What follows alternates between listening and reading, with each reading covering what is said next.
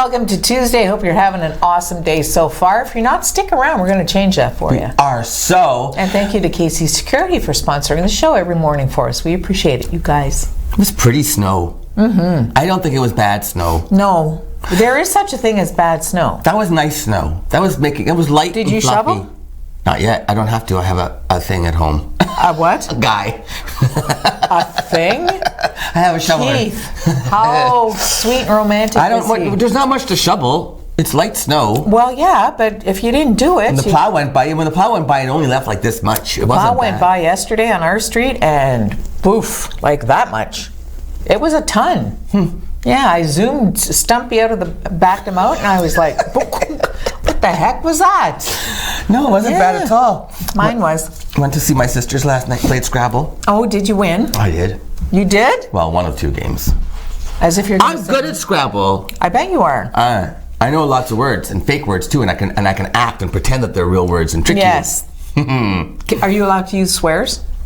No, we use a Scrabble dictionary. So, we're serious. We're hardcore. Like, if it's not in the Scrabble, you have to determine which dictionary you're going to use before you play the game, and that's the dictionary that, if it's not in that dictionary, you cannot use the word, even if it's in other dictionaries. That's the way you got to go. You know what? As a word person, I'm not really a Scrabble player. No. Historically, no. We have to change that, Luann. Yes, I'd like to try it. Okay. Yeah. It is Nobel Prize Day. Are you getting one? No, neither is Trump, though, so that's okay. I didn't know about Alfred Nobel. I didn't either. Okay, so he died on this date, 1895, which is why this is Nobel Prize Day. Okay, so he established several categories for prizes in his last will and testament. Oh. Yeah, and his family didn't like that. His heirs contested the will because he's given away a lot of money. But the courts ruled that, his will and testament was good, so he established several categories of prizes for accomplishments for the betterment of mankind. Academic, cultural, scientific, and of course the Nobel Peace Prize, which is the big one. Yes. Okay, so it says here, Nobel Peace Prize is awarded on this date in Oslo, Norway. Right, I knew that. For those who did their best for mankind. And the other awards are given away in Stockholm, Sweden, on this date. They get a gold medal, they get a diploma, and they get money. The Nobel Peace Prize is worth about $1.1 million. Really? I'm not kidding you. So who was he? He was a Swedish businessman, chemist, engineer, and philanthropist. He held 355 different patents. But are you ready for this one? His patents included dynamite. The guy invented dynamite or patented dynamite, and he gives out a peace prize. He also owned Bofors, which is a company that they made cannons and armaments, like guns and things. And I don't know, I guess he wanted to, I don't understand why he gave a peace prize when he made explosives and cannons, but anyway. Do you remember when Bob Dylan won the prize? Anyway, yeah, no, I'm good. He refused it, eh? Yeah. I think he eventually accepted it, but it took them forever to get him over to Sweden. He was like, can you put it in the mail? UPS, just send it, whatever. He just was so blah. Really? About it. Yeah. This year's Peace Prize winner is Ethiopian Prime Minister Abiy Ahmed. For his efforts to achieve peace and his decisive initiative to resolve the border conflict of neighboring Eritrea. You know what? Good for him. I bet he's going to pick it up. In Sweden, Bob Dylan. Golden Globes. Wow. Oh. They were so called out after the nominations yesterday. No women directors. All over the place. No women directors. None. Not a one. What else were they called out on? I haven't been paying attention. Tell me. Oh, you said all over the place. All over social media. Oh, I get what you mean. I thought you meant in every category there were things. No women. No, just no women directors. No best director. Really? None? Seriously. Who did they say should have been nominated? Do you have any ideas? No. In the history of the Golden Globes, only 5 women did have been Streisand win one? Streisand was nominated. I'm sure she was. For Yentl, I'll bet she was. She got dissed, though, somewhere because she was ticked off because she didn't get it. Was it the Oscars then? No, she was mad for sure. Yeah, she was mad. Yeah. You don't want to tick her off. I haven't read the list, though. I mean, I really haven't sat down yet to look. I meant to do that, but because I do like those kinds of. Yeah, me too. I think the Golden Globes are the most fun to watch because they're all drunk. Yeah, they're all just hammered and noisy. People are trying to present. You can hear the crowd just rah, rah, rah, rah, rah. Somebody said though, and I forget which celebrity it was. It was a female, I'm pretty sure, who said, "Don't take this too much to heart, and don't do this." These people who do these nominations, which is the Hollywood Foreign Press, do not represent our industry. In other words, they like Hollywood female directors and that kind of stuff, and female actresses and women in the movies. They said the people who nominate the foreign press are not really members of that like community of filmmakers. They're just reviewers and press agents and people who promote the stuff. I don't know about that, because there's a lot of talk about how it's the precursor to the Oscars. And a lot of people who are nominated and win go on to win the Oscars. So that's okay then. I find you don't have. What do you have to be like at foreign press? You got to be like an expert director. Otherwise, you can't say. Yeah, that was a good show. I don't even know when the Golden Globes are. That's a little snotty, isn't it? Foreign press. Do you know when the Golden Globes are? No. Me neither. But Ricky Gervais is back.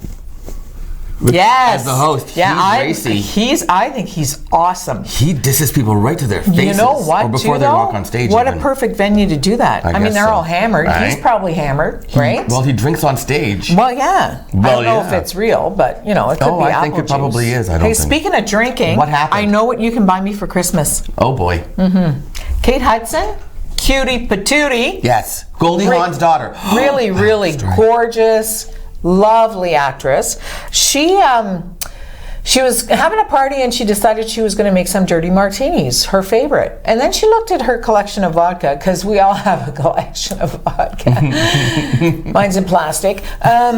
She looked at it and she said, yeah, you know, like, I like some of them. But so she said she did some research to find out who, if any, of the founders of her vodkas were women. And there weren't any. So she took it on herself. Goldie Hawn developed a vodka of her own, and it's called King Street.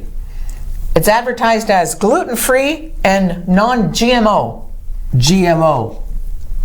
Glutamate. Oh, okay, whatever. Some of those things. Bad stuff. Yeah. Like fake stuff. The fake stuff. This is Kate Hudson has a new vodka out, and it's called what? King Street. Can we get it here in Canada? I don't know. King Street. You know what? You need to look into that for me. For you. Yeah. All right. Like a big Is it going to be expensive like Grey Goose and stuff? Grey Goose. Num. Keith has Grey Goose. You know what's better though? There's an Ontario vodka. It's like $75 It's a called bottle. Tag. And tell Keith to find it. Tag. It is wondrous. I don't get the difference. Like, and it's a potato is a potato, potatoes. No, but it's all how it's like wine. Grapes are grapes. That's true. Right? She's got a point. Yeah, I do. But if she combs her hair just right and wears a hat, nobody notices. So, seriously though, Tag Ontario vodka, delish. All right. It's a little Hey, bit. there's There the it is. I love the bottle. Yeah. Because you can't really tell how much you drink, so it's perfect for bringing to a party. Because you could swig right out of the bottle. Nobody can judge knows. you. Nobody can judge you. You know. Otherwise, they see in your plastic cake there how much you drank and go, "Wow, she's at it again." Okay, so I just saw a picture. Speaking of Kate Hudson's mother, Goldie Hawn, Goldie and her current husband, Kurt Russell, apparently are not husband. The common law. Yes. Okay. I saw a picture of the two of them promoting, it's a Christmas movie that they're starring in, the two of them. Goldie Hawn has been inflated to the point where she looks like Kate Hudson's chubby daughter. And she doesn't. It's not that she's chubby. It's just that her. And I don't. Maybe it was retouching or whatever. Yeah. But they've pumped her up like she doesn't look like Goldie Hawn anymore. No, because she always had such a slim, narrow face, and she's such a. That's not a current. That's not a current photo. No. The one that I saw, they're in Christmas outfits, and I looked. I was like, "Who's that with Kurt Russell?" And you're like, I like it too when they get really round and bumpy. I really like that effect the best. Man, I tried everything to get rid of my zit scars, and they're just kind of building bumps as they go. I don't get it. It's a weird thing to me. And then you go like this. Never mind the vodka. I'm just going to get you some what? Spackle Tom? for Christmas. Yes, spackle. Honey, you need a barrel of that stuff then. Okay, listen, we got to go because we've got a full show today.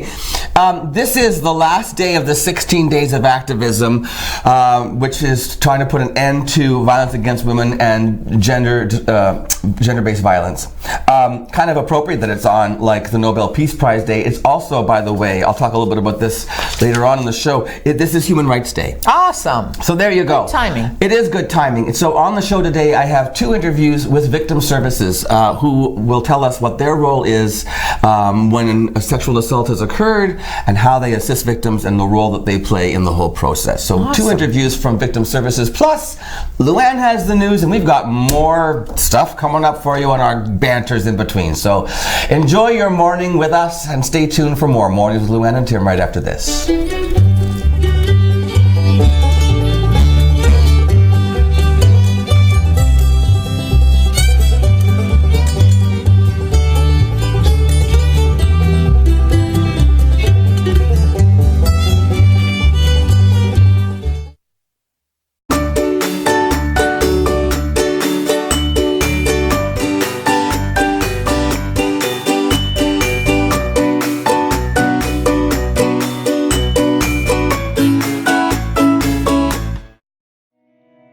Year we've been celebrating our 65th anniversary, dating back to services originating in our community in 1954, which is quite some time ago. It's been a great opportunity this past year to recognize the pioneers, the stakeholders that worked tirelessly to create what we are today.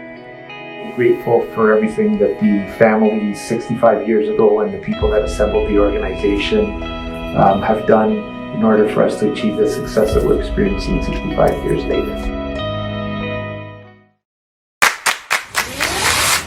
In your home, lighting is just as important as style. With PowerView Motorization from Hunter Douglas, you can schedule your shades to light up the room. Create privacy, or both, automatically. No hands required.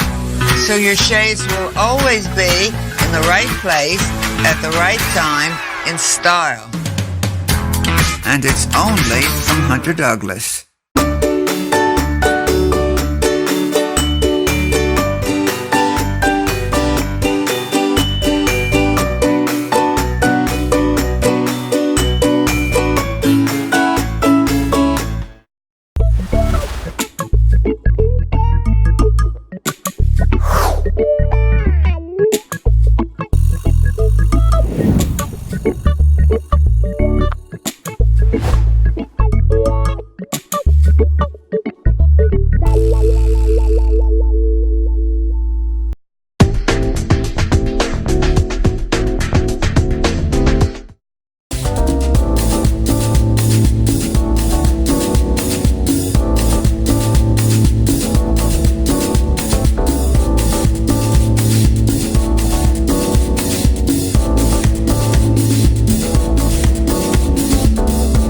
Back to Mornings with Luann and Tim, and continuing on our series about this during the 16 days of activism.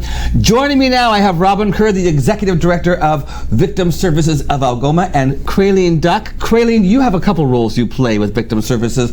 You're involved with the Victim Quick Response Program, and you're also the Anti-Human Trafficking Initiatives Director, sort of. You head up that program? Right. Right, okay.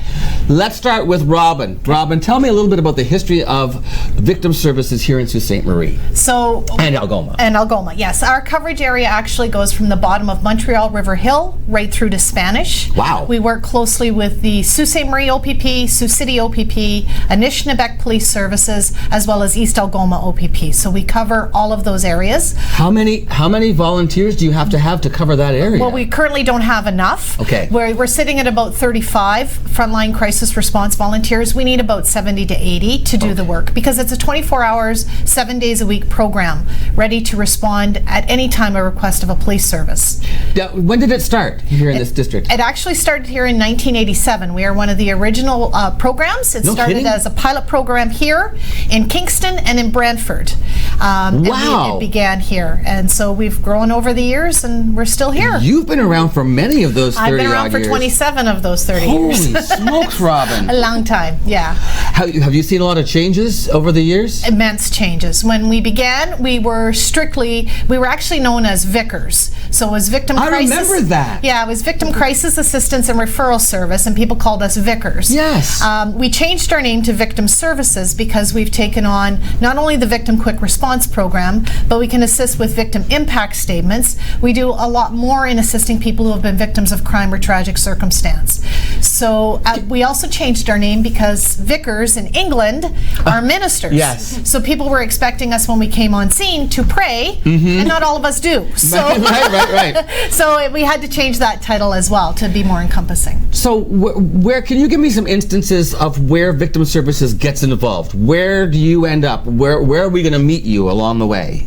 What kinds of the crimes? What? Tell me. Yeah, so people who have been victims of violent crime, that can be, as you said, anywhere from intimate partner violence to homicide, sexual assault, human trafficking, child abuse, Really? Elder abuse, home invasion, that kind of serious thing. assaults. Serious yeah. assaults. To be part of the victim quick response program, it has to be a physical violence, but we will definitely go in and assist people of break and enters, home invasions. We do what's Because called, that's trauma too. Absolutely. I've been broken into twice. Trust me. And we can do what's called CEPTED, which is crime prevention through environmental design. So we can talk to you about having your ladder sitting outside your window, how that's probably not the best place for it. Winter's coming. Your shovel shouldn't be at your back door. We want to help you look at your house differently so that it will be safe and maybe not attractive. Wait a second. Is that a service you provide like before something happens? Unfortunately, no. Oh. I wish we could. If there was funding available, we would But absolutely. those are all great things to think about. Who does that? Who gives us? Do the police give us tips like that? Let's talk to the police and ask for tips on how to. Well, no, like ladders around, accessible, shovels because you could get attacked. It's the quickest, easiest way that people can get in. That's what they're after. Oh, that all makes so much sense to me. Yeah. But anyway, you're going to help people feel safe after the fact, so it doesn't Correct. happen again. Exactly. Because Our because goal. people come back. They do. So Yeah, they broke into my house 3 weeks after they broke in the first time because they knew stuff got replaced. that's right. Those sons of guns. Okay, but anyway, so you're there basically to assist victims. We are at the immediate aftermath of the crime. And volunteers. So a volunteer, what kind of stuff do you have to do to be a volunteer? What kind of training and things happen to get you ready to go and assist at these crime scenes, basically? So our funding is through the Ministry of Attorney General. We are a transfer payment agency through them. And so they've mandated our training, and it's a minimum of 40 hours online training. People can take it right from their own home, sit on their computer, sign up, do the training. At the end of the training, and we get information every time they've completed a module, so we know where they're at their training. They have to challenge an exam, and the exam just is to be sure that they understand everything that they took in their training. Then we need a criminal records vulnerable persons check done on everyone, and then 2 personal references. And once we receive all of that information, we then sign them up. Now, when we go on scene, we never go anywhere alone. We always go in teams of 2. Right. So we always hook them up with a senior volunteer, somebody who's been with us Almost for a like while. a mentor to start out with, right? Exactly, so that they can then understand exactly what happens when they're on scene. Wow. Dealing with police officers, some of them maybe have never dealt with a police officer, not only our victims, but our volunteers as well. So it's just getting them to feel comfortable about dealing with all these different aspects, funeral homes, all of that stuff that maybe they've never come into contact with before. Holy smokes. Yeah. Talking about the police services aspect of it, you don't get involved unless the police bring you in. Can you talk to me about that, how that works? I mean, if there's been a crime. Right. When it comes to sending our volunteers on scene. Right, that's what I'm talking about. Right. Yeah, we don't get involved unless the police, we don't attend the scene unless the police have secured the scene. Right, okay. But when you're talking about daytime, let's talk now a little bit about when you're sitting, where's your office? Where are you located? 477 Queen Street East. We're in the Queen Center building. Oh, okay, that's Yep. the bottom of March Street, is that right? Right. Okay, right across that. I generally say right across from Reggie's. There you go. Right. Okay, so if I were to come to the office, Yes. can I come to you and say I'm in trouble, I need help? Absolutely. In the daytime too? Absolutely. So I Monday don't to have Friday, to- 8:30 to 4:30. So victim services, you'll come to if I've been police are involved and there's been an incident and it's been reported and you've been called in, then you come and you assist on scene. But that doesn't mean that that's the only way you help people. Right. Yeah. Okay, tell me about what happens if I come to the office. So if a person has been a victim of, say, like intimate partner violence, sexual assault, there doesn't have to be police involvement. They can be referred from one of the shelters or from hospital, or they can walk in off the street having not reported. So wait, you get referrals from places like, would Women in Crisis refer to you? Absolutely. Yep. Really? Yep. The hospital, NIMCI. They all send refer. people to you Yep. because you're going to help them? Right. How? I come to you and I say, I'm a victim and I need help.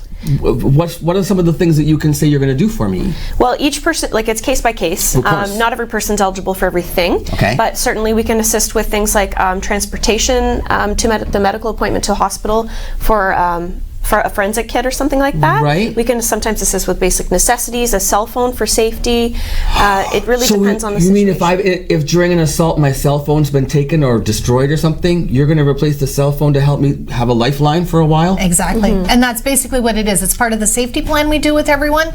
So then it's so that you can access police, or maybe if you're involved at Women in Crisis already or NIMCI, you can reach out to your counselor. You'll still have the means to reach out to those people, because we're not a counseling agency. You're not, that's crucial to know. Correct. You're not a counseling agency, but you are an agency that will handle victims' services by referring people out, and you offer services. Exactly. So yeah, we Okay. make sure they're aware of those long-term supports. And now you specialize in victims who are involved in human trafficking. Right. Okay, we're gonna go away now, and we're gonna continue this conversation in the second half of the show, because there's still more about victims, about human trafficking I want to get to, sex trade workers, and also just about if people are reporting, what options they have when they come to you. If they want to come to you to report an incident, what options are available to them? Okay? We're going to cover that in the second half of the show, so stay tuned. More to come on Mornings with Luann and Tim.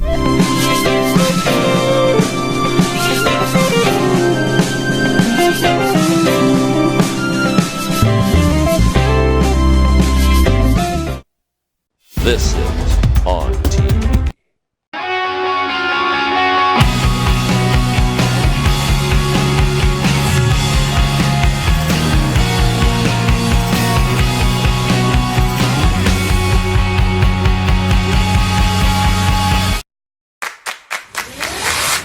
In your home, lighting is just as important as style.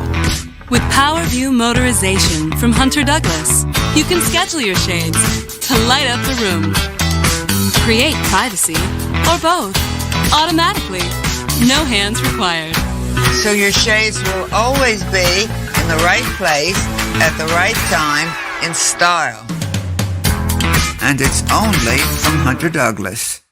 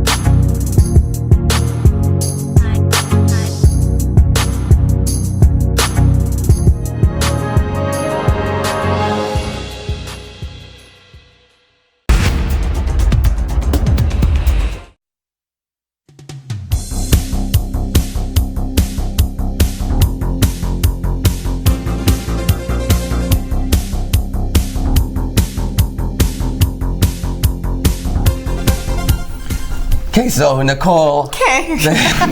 So Nicole, who's one of our wonderful salespeople here Yes. at Superior Media, she gave me some Ida Puffer creamy stuff. I think I put too much on. I can't blink. You should laugh, because now you won't have crow's feet. I know. Have I ever told you that story about the crow's feet? No. Okay, so I have this friend, well, I haven't seen him in a long time. Stephen was his name, and Stephen said to me once, this is in Toronto, and he said, you know, Tim, the only time you'd ever really know how old you are is when you when you smile and we see your crow's feet. And I said, these aren't crow's feet. These are laugh lines. And he said, honey, nothing's that funny.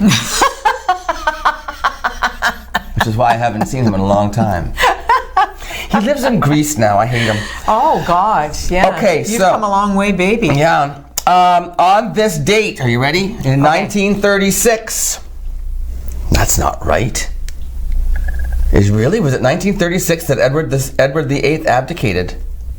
It was 1936 because his father died in 36, and then he became the king, and he was only king for like not even a year, and he abdicated to marry Wallis Simpson. Oh, yeah, that makes sense. She was divorced twice, and of course they're not allowed, kings were not allowed to marry divorcees, and so he said he loved her more than he loved his country, basically. Good for him, standing up for his broad. He was the first king to ever abdicate. Yes. There they are. She was a piece of work, that one. Oh, really? Oh, boy. Really? She was a strong, like a bit of a cantankerous. Then they were drinkers. Ooh. Yes, and they were attached to Nazi Germany. Ew. Yes, they were. What? And then so shame on them. That's what I know. They ended up where they lived. The Bahamas, I think, eventually is where they sent the family shipped them off to. He was kicked out of the family for marrying her. Yes, I realized that. Yeah. So that's when his brother, Queen Elizabeth's dad. Yes. Albert Frederick Arthur George. They called him Bertie because Albert. He was Prince Albert. Did you ever hear the story about the Prince Albert? Why that's called a Prince Albert? You know what a Prince Albert is? No. Okay, it's a piercing in the urethra. Ow! And the end of the penis. It's a piercing. That's when you put a ring there.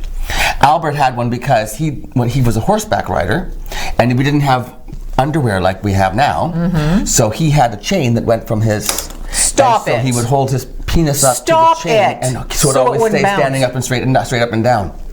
So it wouldn't hurt. A Prince Albert is called the piercing in the end of your penis, and that's why it's called a Prince Albert, because Prince Albert had one to hold his thing up straight up so he could ride and it would stay there. I'm sorry, I'm just telling you the facts, people. Don't get upset with me. I know. So he won't sit on his penis while he's riding a horse. Don't ride a horse. But also because of the jodhpurs and stuff, it would hold it up so it wouldn't you wouldn't see anything. It was just keeping it tidy. Thanks for that. Okay, we'll be right back. I don't even know. News. I don't.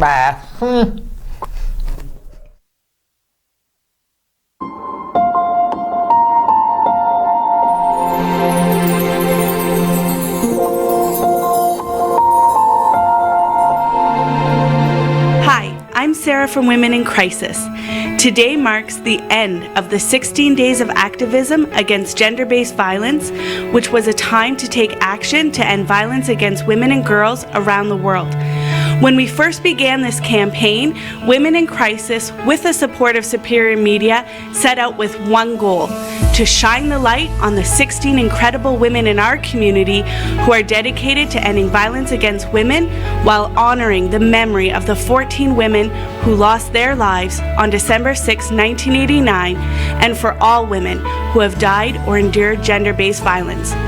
Our hope is that by shining the light on these women, a flame has been ignited in each of you to follow their lead. So join us now as we present these roses to Sue Flamia.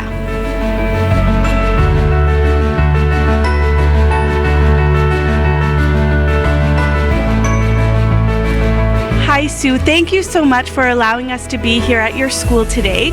You have been nominated by a member of our community for your strength, your courage, your work and passion towards ending violence against women, and for your dedication to bringing change to future generations. Specifically, you have been nominated because strong women raise strong girls, and strong girls can change the world. So thank you, Sue, for raising the next generation of strong, independent, and compassionate women. Thank you for being a light in this community. Thank you so much. I'm very honored, and I don't know what to say. This is amazing. Thank you, and thank you for all the work that Women in Crisis does for our community, empowering women each and every day. We need to stay strong and girl power all the way. Thank you. As you've seen over the last 16 days, Sue is one of many who are working hard to end gender-based violence. When we started this journey, we never imagined the outpouring of community support for both the women nominated and the work of Women in Crisis. So to each and every one of you who has been tuning in, we say thank you. Although today marks the final day of the 16 days of activism, the work is not done. Each of you watching plays a vital role in the work to end gender-based violence. As we sign off today, we are passing the torch on to you. Keep the conversation going, shine the light, and never stop believing. Change will come. Ending violence against women starts with you.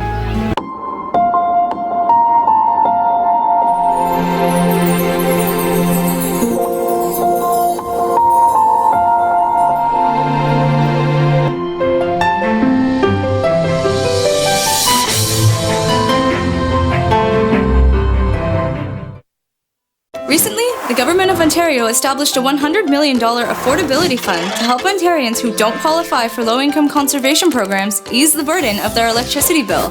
Whether you rent or own your home, as long as you pay your electric bill, you could qualify. There are 3 levels of support available. The first is a home energy kit with upgrades like smart power bars and LED light bulbs. The second includes Energy Star appliances that help keep things cool during the hot summer months. The third is for electrically heated homes so that your power bills don't break the bank during those long Canadian winters. Plus, all upgrades, including installation, are completely free of charge. Visit affordabilityfund.org or call 1-855-494-FUND to find out if you qualify.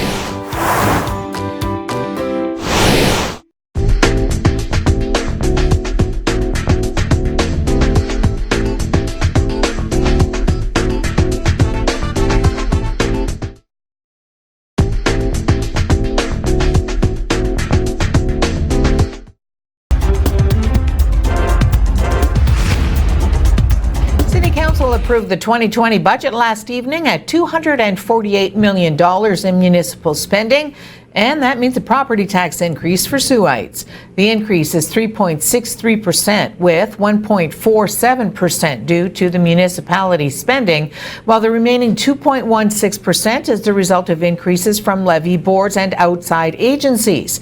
The budget will see services maintained at current levels, with a number of capital projects moving forward and many supplemental funding requests approved. Ontario's public elementary teachers will ramp up their Work to Rule campaign today as they continue contract talks with the government. The Elementary Teachers Federation of Ontario says educators will not plan any new field trips or distribute letters or memos from schools and boards. The union says it is introducing the new phase of its job action to increase pressure on the government because of the slow pace of negotiations. Meanwhile, the union representing the province's public high school teachers is planning a one-day strike in 9 school boards tomorrow. That job action follows a province-wide strike last week that shuttered every public high school and some elementary schools. Education Minister Stephen Lecce has called on the Ontario Secondary Schools Teachers Federation to enter third-party mediation in a bid to reach an agreement. Yesterday, the province's financial accountability officer said that if the province were actually to follow through on its original plan to increase the average high school class size to 28 students from the current 22, it would save $900 million a year. The government has since changed that proposal, though, saying it will instead increase the average number of students in secondary school classes to 25. Teachers have said any increase in class sizes will compromise the quality of the education system. Deputy Prime Minister Chrystia Freeland is to meet American and Mexican officials in Mexico City today amid reports a deal to revise the new North American Free Trade Agreement is close to completion. The federal government revealed Freeland's itinerary late yesterday following a day of furious speculation about the state of the United States-Mexico-Canada trade deal and concerns from Canada's aluminum sector about what the agreement could mean for the industry and workers. Prime Minister Justin Trudeau and U.S. President Donald Trump talked directly about the deal yesterday, that from Trudeau's office, without more details. The U.S.-Mexico-Canada agreement was signed by the three countries last year, but U.S. ratification has been stalled for months as congressional Democrats and organized labor have bickered with Mexico over labor rights as well as the agreement's treatment of steel and aluminum.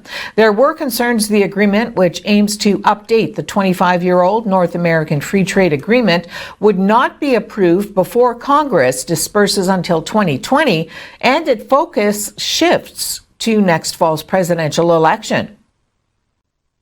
Health officials are investigating 16 cases of E. coli in 5 eastern provinces stemming from packaged salad. The Canadian Food Inspection Agency has issued a recall for 315-gram Fresh Express brand sunflower crisp chopped kits with best before dates up to and including December 17th, 2019. The kits have UPC codes beginning with the letter Z, indicating Salinas, California, as a source of romaine lettuce. They were sold in Ontario, Quebec, New Brunswick, Nova Scotia, Prince Edward Island, and Newfoundland and Labrador. The Public Health Agency of Canada says at least 10 people have become sick in Ontario, 3 in New Brunswick, and 1 each in Quebec, Nova Scotia, and Newfoundland and Labrador. New Zealand police said today they were opening a criminal investigation into the deaths of tourists on a volcanic island. At least 6 people are known dead, with more unaccounted for. The bodies are covered in ash, and so we're unsure what the state of the bodies will be in. And so that's part of making sure we're just really clear about what we're trying to achieve and how we're going to achieve it on the day. We can never say 100%, but I would strongly suggest that there is no one that has survived on the island. And I base that on the fact that those brave people that went across to the island yesterday and rescued a number of people said that they could not see anyone that was still alive. There's a lot of people on the ship and also on the Facebook, Ovation's Facebook page, saying why were they allowing such a tour when they knew the volcano had been rumbling for the last couple of weeks. Cozy up this winter with Mio's Furniture Fashions. Add some warmth and comfort to your home with electric fireplaces, now 25% off. Save 20 to 35% off Lazy Boys. Sleep easy with a new Sealy Posturepedic, Stearns & Foster, or Tempur-Pedic mattress and adjustable bed. Plus, all bedding is 20 to 30% off. Shop these and other incredible deals this winter at Mio's Furniture Fashions. Service before and after the sale. 261 Trunk Road. Where else? In your home, lighting is just as important as style. With PowerView Motorization from Hunter Douglas, you can schedule your shades to light up the room, create privacy, or both, automatically. No hands required. So your shades will always be in the right place at the right time in style. And it's only from Hunter Douglas.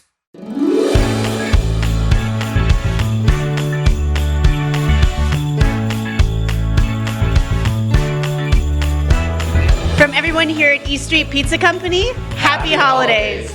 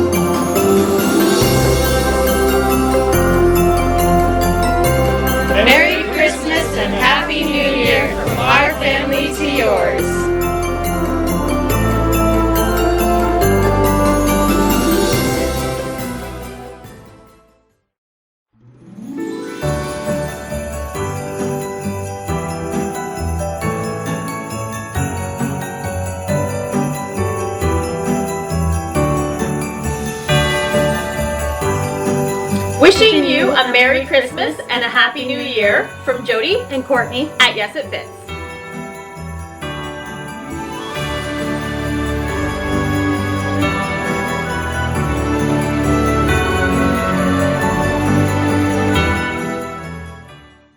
Merry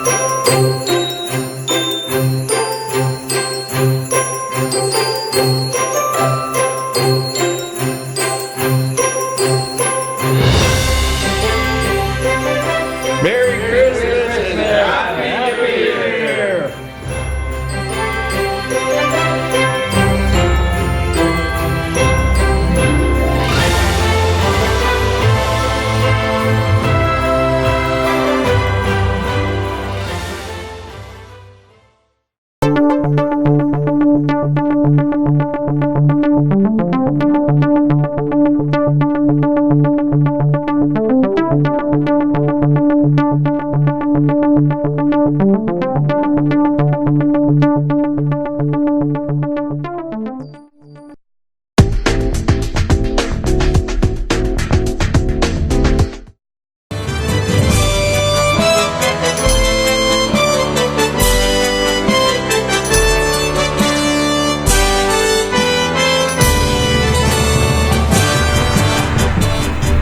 So really the big local news story is the budget, and they settled on a $248 million budget to run the city. Yeah. And that means a 3.63% increase for property taxes for us.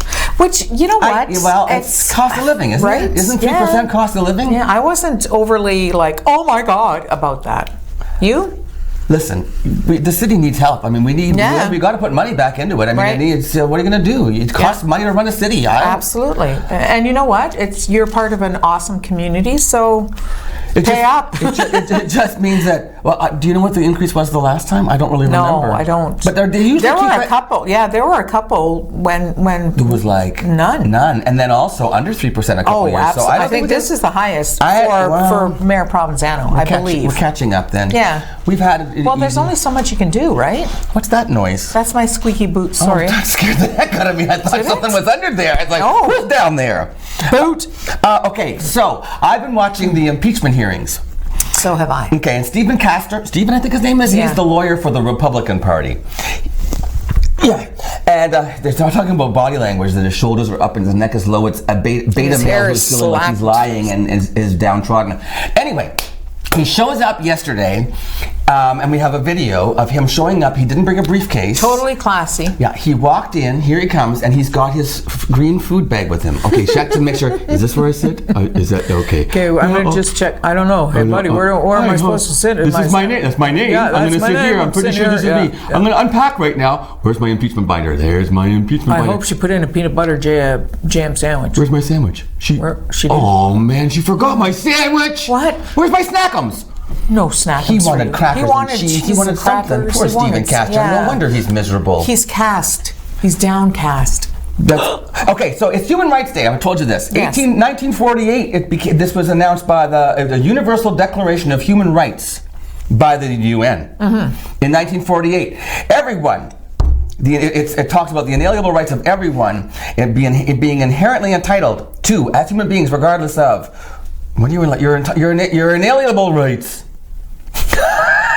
Are inherently entitled as a human being regardless of race, color, religion, gender, language, political opinions, national or social origin, property, birth, or other status. Boy, they covered it all. Here in Canada. That's around the world. Around the world. Yeah, this was that document. The Universal Declaration of Human Rights is the most translated document in the world. It's available in 500 plus languages. The theme of this year's Human Rights Day is youth standing up for human rights. Go get him, Greta Thunberg. Get him. You're never too young to change the world, and you're never too old either, Luann. No, you're not, okay. Tim. Let's go back to old, Luann. On this Human Rights Day, let's talk about the right to not being discriminated against for your gender or violence about gender. So here we go, the second part of our interview with victim services, coming up after this on Mornings with Luann and Tim.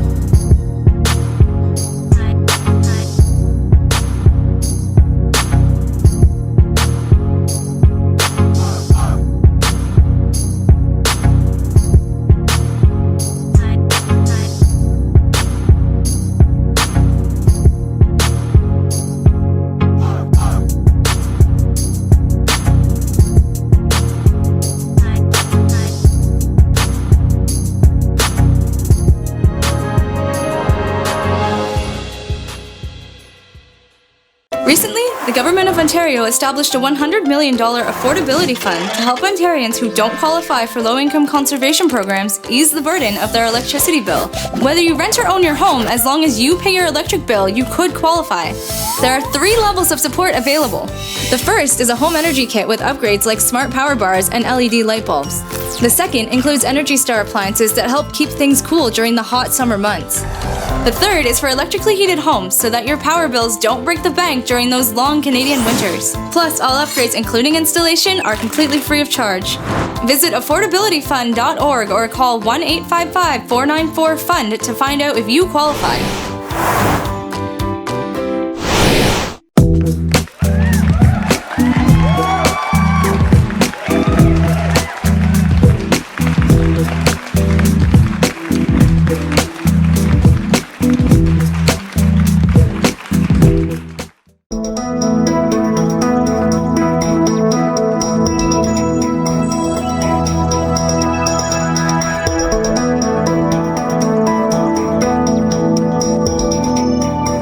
Welcome back to Mornings with Luann and Tim, and continuing this segment on the 16 days of activism and violence against women.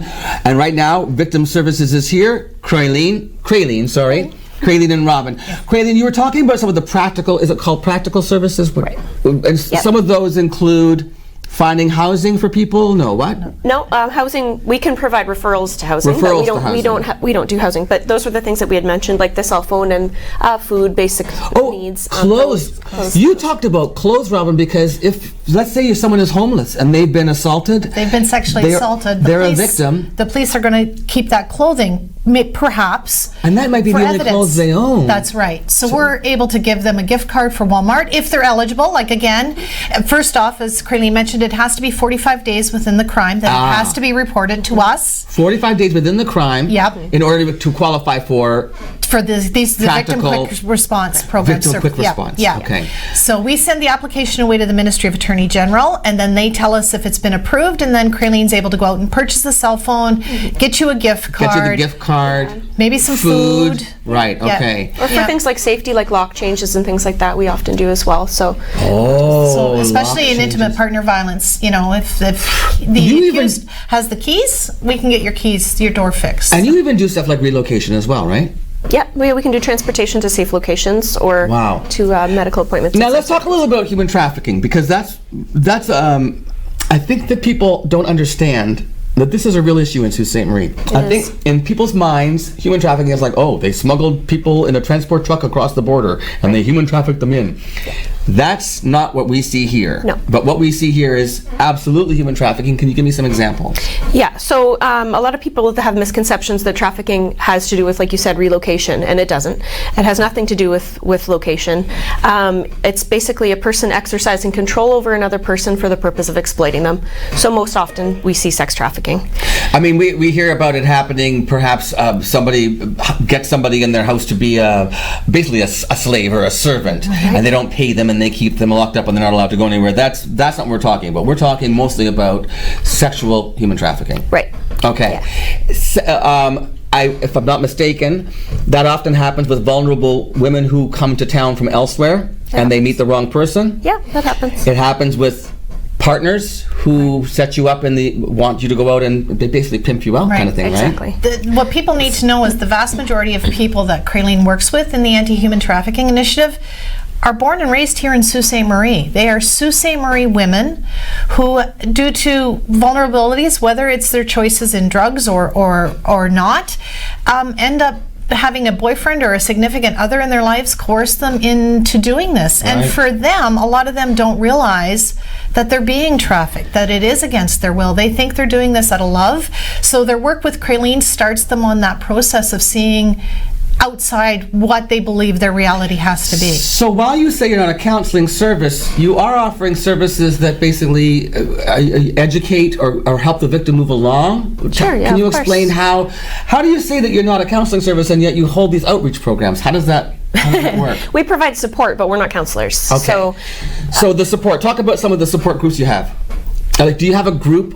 Do you meet with sex trade workers and stuff to talk to them and listen to issues? And what do you do? So we sit on the Hope Alliance Committee. The Hope Alliance Committee. You're one of like 30 groups, right? That's right, yeah. So Hope Alliance holds outreach groups and community gatherings and stuff like that, advocacy, things like that. So you're a community partner with Hope Alliance, offering services to victims along with a lot of other agencies. And the neat thing about Hope is that they go to the people working the streets. So when they're at the NRC and they have their Hope Alliance meeting and they do their outreach. NRC is Neighborhood Resource Center. Correct, yes. They walk Gore Street, they walk Albert Street, they walk that vicinity to talk to these individuals. Are you safe? Do you need extra help? All of that sort of stuff. Wow. Instead of waiting for them to come to them. That's the key thing about Hope. And Creedy, I think the other thing too that we need to know is that if there's a sex trade worker who is actually in their mind making the choice to do this as